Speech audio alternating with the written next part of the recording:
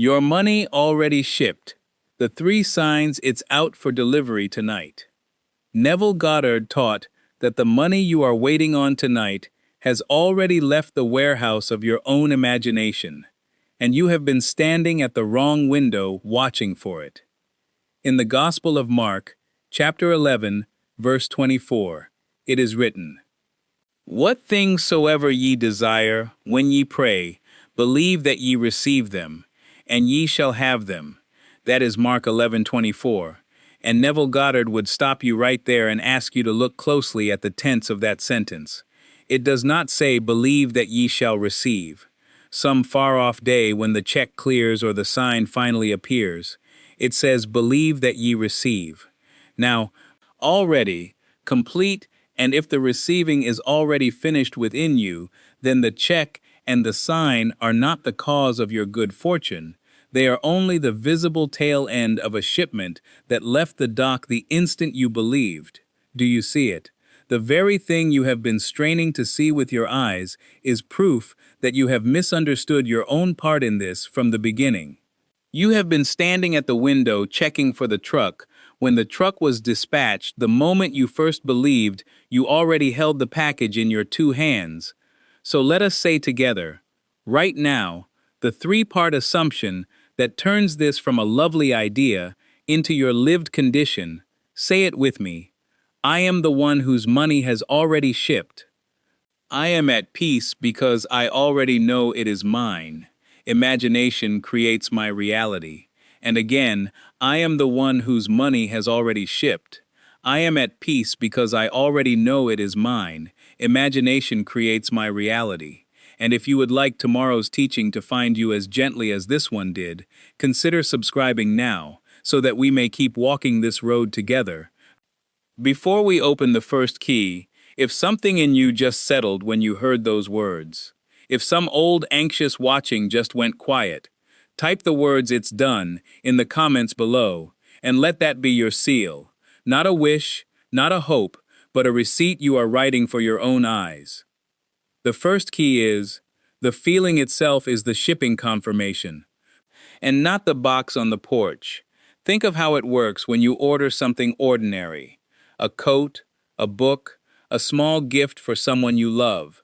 Within minutes an email arrives, your order has shipped, and you feel something settle in your chest, even though you have not seen the box, have not touched the coat, have not held the book in your hands.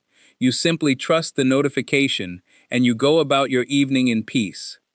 You do not sit by the door. You do not call the company every hour asking where the truck is. You simply know, and that knowing changes the whole shape of your evening. This is exactly, precisely, the mechanism Neville Goddard pointed to again and again. The feeling of the wish fulfilled is not a mood you are indulging while you wait for proof. The feeling itself is the proof. It is the notification, it is the confirmation that the order has already been placed and is already in motion. You do not need to see the box tonight to know the truck is loaded. Picture a woman named Clara, lying awake at midnight, worrying over a bill due Friday. She has been taught, quietly, without ever saying it aloud, that peace is a reward for good news. That she must wait for the number in her account to shift before she is allowed to exhale. So she lies there, tense, rehearsing the worry like a prayer, and Neville would ask her gently, "Why are you waiting for the echo, when you could simply feel the shot?"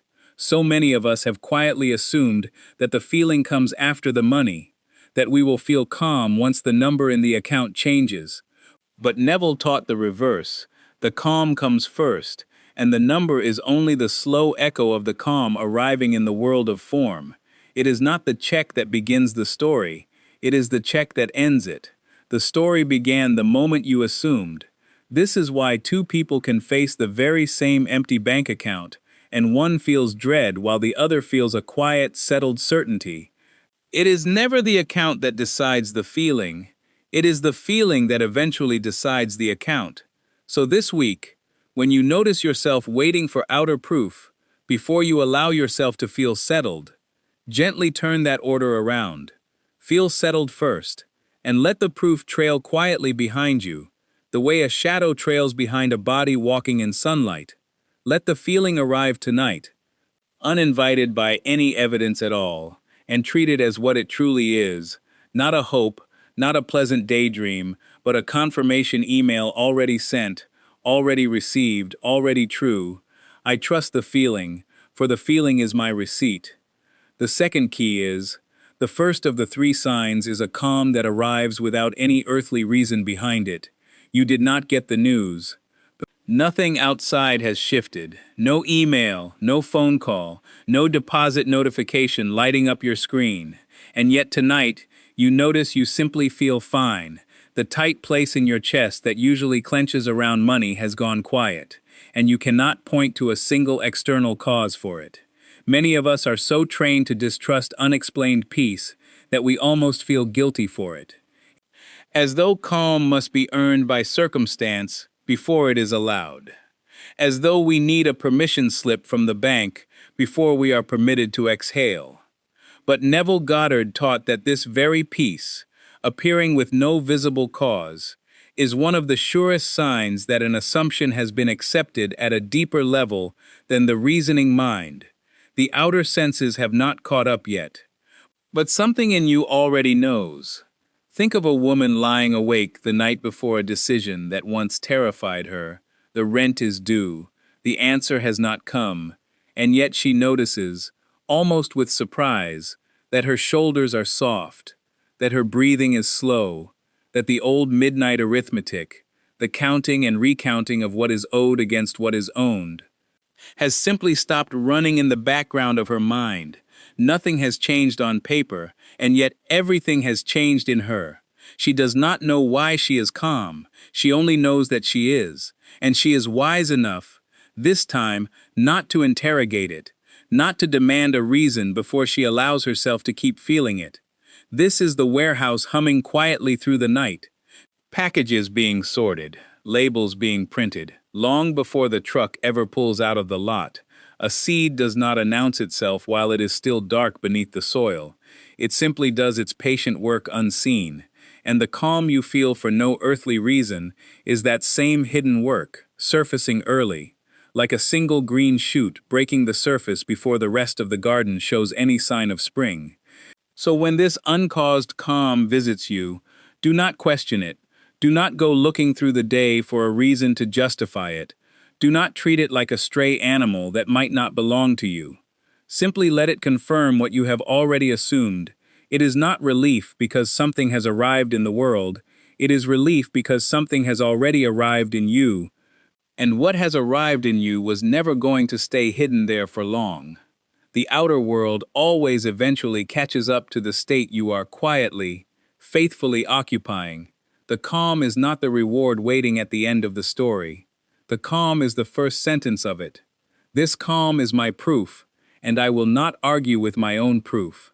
The third key is, the second sign is the outer world beginning to rearrange itself, quietly, almost playfully, around the assumption you refuse to let go of. Neville Goddard taught that everyone and everything you meet in your outer life is you, pushed out. The world is not a fixed stage you walk across, it is a mirror, responding to the state you occupy. So when your inner assumption shifts toward already having, the people and circumstances around you begin, almost immediately, to reflect small fragments of that shift back to you, before the larger shipment ever completes its journey. And this is worth sitting with for a moment, because most of us were taught to think of the world as the cause and ourselves as the effect. Something happens out there, and then we react to it in here. But Neville taught it the other way entirely. The state comes first, always, without exception, and the world simply arranges its actors and its timing to agree with whatever state you are secretly, faithfully occupying. So the world you are living in tonight is not being done to you, it is being reflected by you. Let us walk one ordinary Tuesday together, the way a careful clerk walks down a ledger.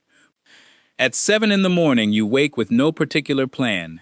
At 9, you glance at your phone, and there is a small, unexpected deposit, a refund you had forgotten you were owed. At noon, a friend mentions, out of nowhere, that money always seems to find you.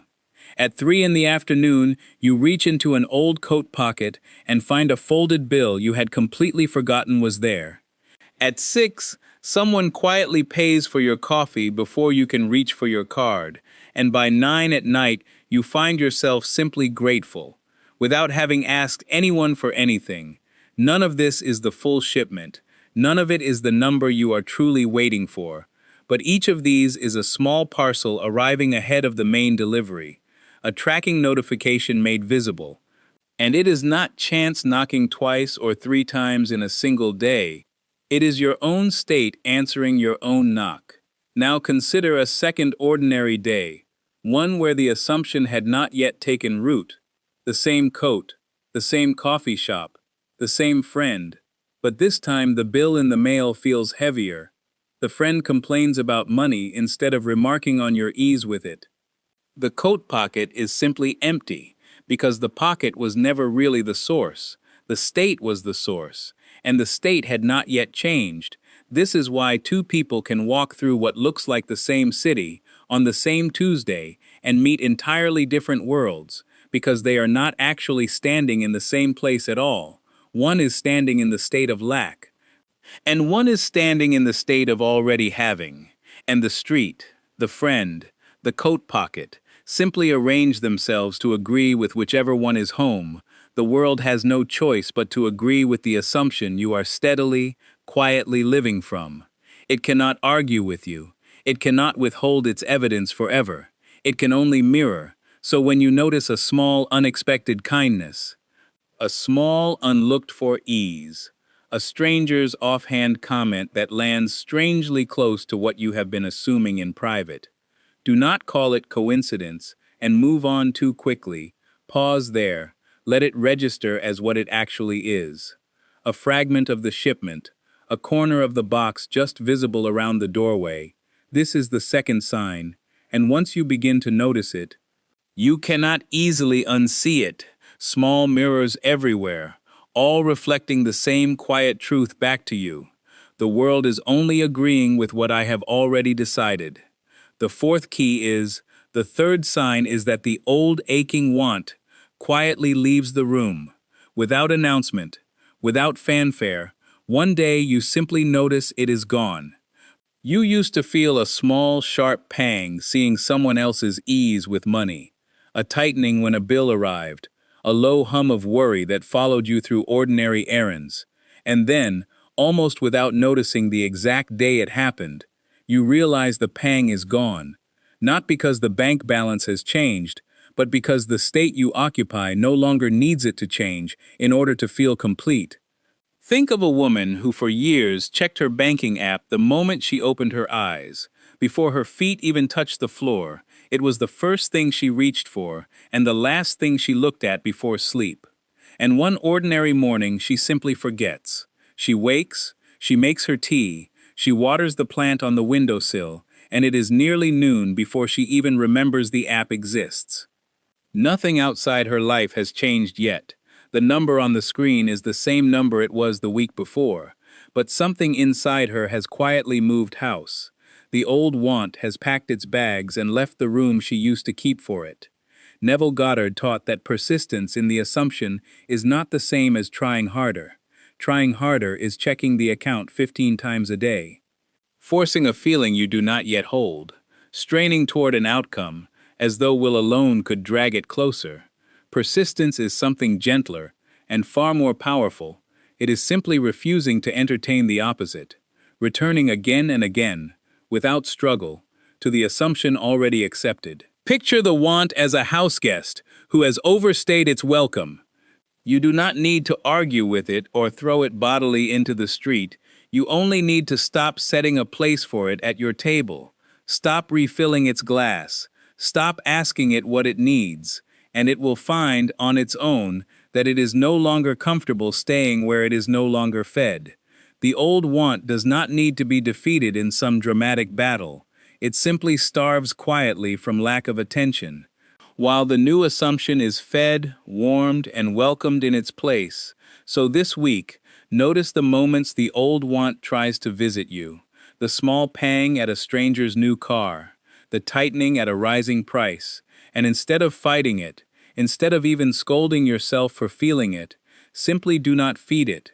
Let it sit unattended in the corner until it grows bored and wanders off. This is not willpower. This is simply attention withdrawn, and attention withdrawn from anything, even an old and familiar ache, causes it to quietly starve in peace. I do not chase what I have already assumed, I simply stop arguing against it. If these three signs are becoming real for you tonight, subscribe now so the next teaching reaches you gently. A quiet channel like this one only grows through those who choose to stay. The fifth key is, it is the deepest one, and it asks you to consider three things in turn, gently, one after another, until they settle into a single knowing. First, consider that I am is the depot itself, and not the merchandise passing through it. Most of us have quietly confused the two.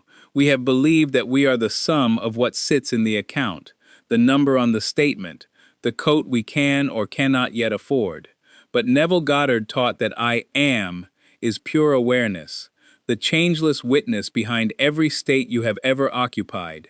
And imagination is the moving hand of that awareness, wrapping, labeling, and dispatching according to whatever assumption you hand it, without argument, without asking permission of your circumstances. In the book of Exodus, the voice from the burning bush does not give a name, it gives a declaration, I am that I am. And Neville read this not as ancient history happening to a shepherd on a mountain, but as psychological drama happening tonight, in you.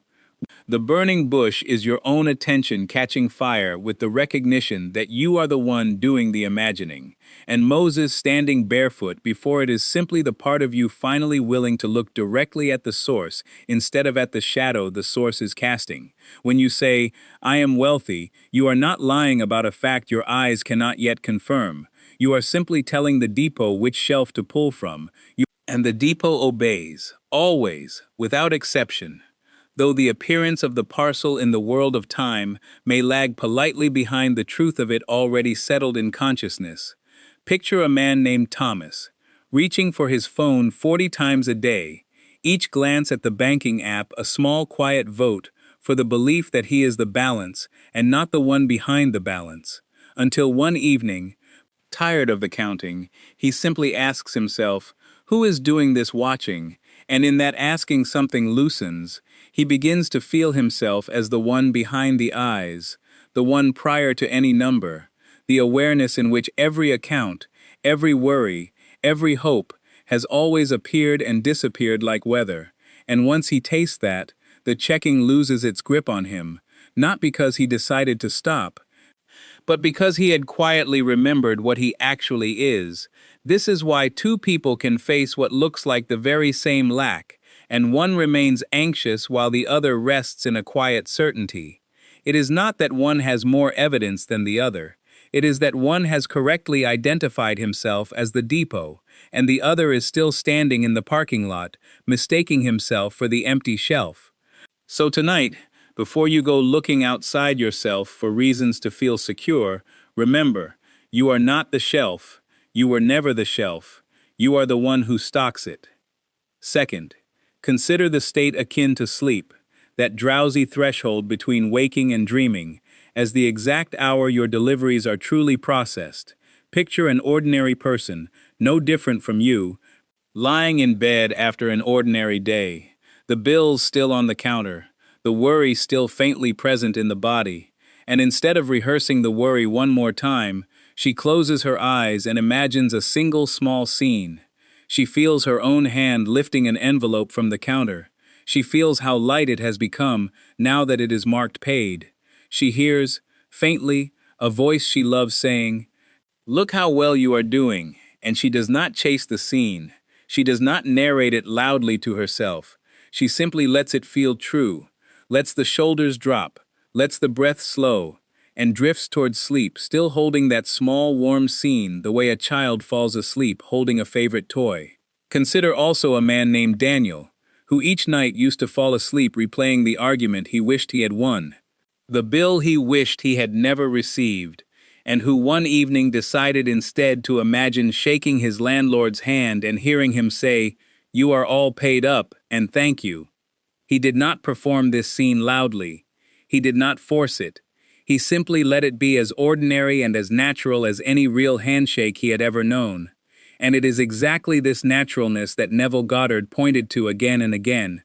It is not the grandeur of the imagined scene that moves it into fact. It is how simply, how believably, how quietly it is felt as true. Neville Goddard taught that this drowsy border is when the critical faculty, the part of you that argues and demands proof by daylight, grows quiet and stops contesting, and so the assumption slips past the guard uncontested and is impressed directly upon consciousness. This is the loading dock at midnight. This is where tomorrow's shipment receives its final stamp, not in the shouting hours of noon when you are trying so hard to convince yourself, but in the soft surrender just before sleep, when convincing is no longer necessary because believing has quietly taken its place. So practice this tonight. One small scene, felt rather than performed, natural rather than dramatic, carried gently over the threshold into sleep. Third, consider persistence, not as strain, but as return. Across any ordinary week you will drift. On one day, you will remember the bill and feel the old tightness rise in your chest. On another, a friend will mention their own struggle, and for a moment you will feel it as your own. On another, you will open an account, and the number will look the same as it always has. And each of these moments is not a failure of your faith, it is simply the current doing what currents do. Neville Goddard taught that the work is never to prevent the drift. The work is only to notice it and return, gently, without scolding yourself for having drifted at all. The way a compass needle wanders and always eventually settles quietly toward north, you do not blame the needle for wandering, you simply trust that it will find north again, and it always does. Think also of a gardener who plants a seed and then, unable to bear the not knowing, digs it up every evening to check on its roots, and wonders, season after season, why nothing ever grows. Persistence is simply the discipline of leaving the seed buried, of trusting the dark soil to do what dark soil has always done, even when the surface shows you nothing at all. It is not the absence of doubt that proves your faith. It is the return you make after the doubt has passed through you. So let it be this way with you. Drift if you must. Notice and return, drift again, notice again, return again, and know that every return is itself an act of dispatch. Every return tells the depot again, yes, this is the assumption I choose. Keep loading the truck. Your money already shipped the very night you first believed it. And the sixth key is, let the delivery come at night, without your supervision. And let us look closely at what that word supervision is actually doing in your life, because most of us do not call it watching. We call it being responsible. We call it staying alert. We call it simply checking, one more time, just to be sure. But Neville Goddard taught that every time you check the account with anxious eyes, every time you refresh the page and feel your stomach tighten waiting for it to load, you are not being careful. You are quietly renewing a vow of lack.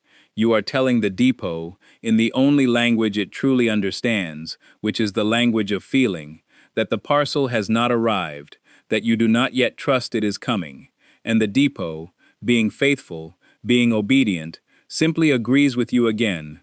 Think of a woman ordering a sofa for her new apartment. She waits by the window all Saturday morning, refusing even to shower, glancing up at every passing van, her whole day narrowed down to that one stretch of street, and by 3 in the afternoon she is exhausted, irritable, certain the delivery company has failed her, so she finally steps away, defeated, just to make a cup of tea, and it is in that exact 5 minutes, the 5 minutes she stopped watching, that the truck pulls up and leaves the sofa quietly on her porch. This is not cruelty on the part of the universe. This is simply how it has always worked. The watching was never required. The watching only ever cost her the morning. Neville Goddard would say the sofa shipped the moment she placed the order, and every anxious hour at that window changed nothing about its arrival. It only stole the peace that already belonged to her. So tonight, turn the porch light on, not so you can stand beside it counting headlights, but so you can walk back inside, sit down and rest. The light says, I am expecting you. The resting says, I already trust you. And together, they are the whole message. Your money already shipped. It is out for delivery tonight. And it does not need your eyes on the street to find your address. It only needs you to stop guarding the door long enough to let it in. I turn off the porch light and let my good arrive in its own time. Here is the whole picture. It is not the check that begins the story. It is the check that ends it. It is not relief because something arrived outside you. It is relief because something already arrived inside you. It is not chance knocking on your door twice in a day. It is your own state answering its own knock. It is not persistence through strain. It is persistence through gentle return. It is not the merchandise you are. It is the depot, imagination the hand, and it is not staring at the porch that brings the delivery home. It is trusting enough to walk away from the window, and if you look closely, all 6 of these were never 6 separate keys at all. They were 6 turns of one single key, which is simply this: the feeling is real, and the outer world is only its patient, faithful echo. If what you have heard tonight has stirred something quiet and certain in you, and you would like to walk this daily instead of only on the nights a video finds you, there is a gentle guided path called the 21-day reality shift, 21 mornings and 21 nights, built to help you live in the end every single day, until it becomes simply who you are. It is available for a small one-time investment, and it carries a full refund if it does not serve you. You will find the link in the description below this video, waiting quietly for whenever you are ready. I am the one whose money has already shipped. I am at peace, because I already know it is mine. Imagination creates my reality. Your money already shipped. It is out for delivery tonight. And all that is left for you to do now is rest,